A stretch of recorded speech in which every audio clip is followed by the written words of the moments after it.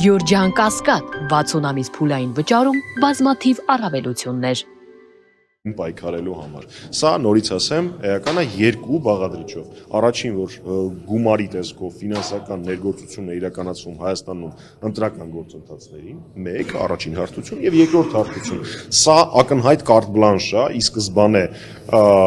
ձևակերպումն է, որով իրականացվելու են բոլոր բռնաճնշումները։ Պայքար օտարերկրյա այս կամ այն ներգործություն։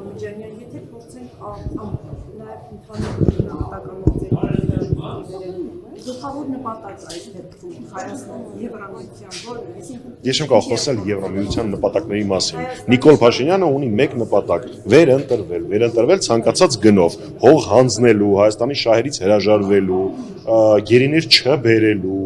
կամ գերիների բերելու հարցը թողելու ընտրություններից ակուրատ առաջ, որպեսզի հերթական անգամ օգտագործի դա որպես ընտրական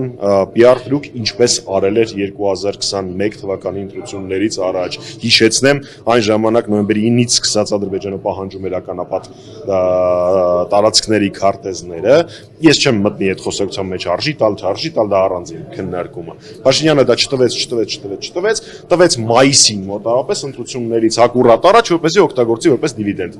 Հարցազրույցա դառնում արդեն։ Այդ թեման։ քանի որ գլխավորած էր նաև դիտարկում այն է, որ սա ակնհայտ միջամտություն է պետության ներքին գործերին, այս դեպքում այս միջամտությունը ինչ ազդեցություն կունենա ընտրական process-ի վրա արդեն, այսինքն դուք ինչ եք կարծում։ Նոր էդ էի ասում, որ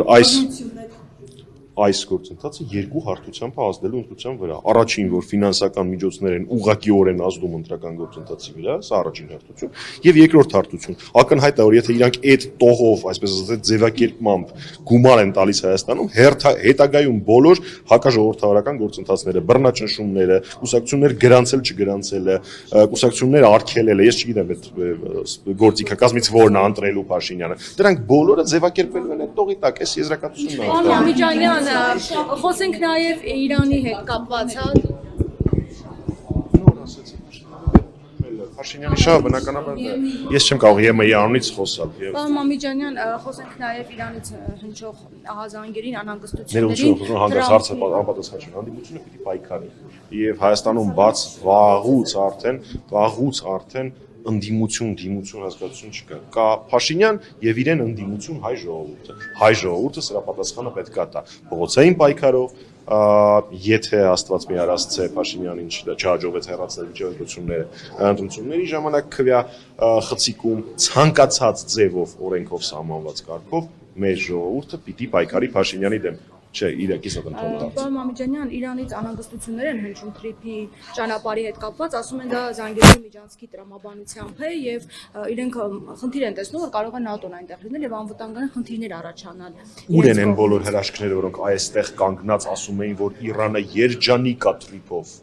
Ուր են այդ հրաշքները, ԿՊ-ական պատգամավորները, գործադիրի անդամները, Փաշինյանը։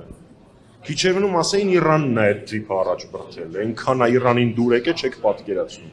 Հատու պատասխանել հիմա դրան։ Բա մենք խոսում ենք այդ խնդիրների մասին։ Բա եւս մեկ անգամ այդ ոնց է ստացվել, որ ամբողջ աշխարհը այս նախագիծը անվանում է միջանցքային տրամաբանություն, ստորագրելուց հետո Ամերիկայի Միացյալ Նահանգների նախագահը 10 վայրկյան ստորագրելուց հետո ամերիկյան փորձագետներ, եվրոպական փորձագետներ, ռուսական փորձագետներ, հայկական փորձագետներ, դե բարձր Ադրբեջանը այդպես անվանում է դրան, չեմ ուզում հղում անել, բայց մենակ Փաշինյանը տողերի արանքում կարծացել է, որ սա միջանցքային տրամաբանություն չի։ Հասկանում եք, շատ ցավալի է, որ այն, ինչ մենք ասել էինք, մասնավորապես հանրապետականի հայտարարության մեջ գրված էր ստորագրումից օրեր անց, մենք բոլորս ուշադրություն ենք դարձնում միայն այն ժամանակ, երբ դա ասում է այս կամ այն արտաքին դերակատար։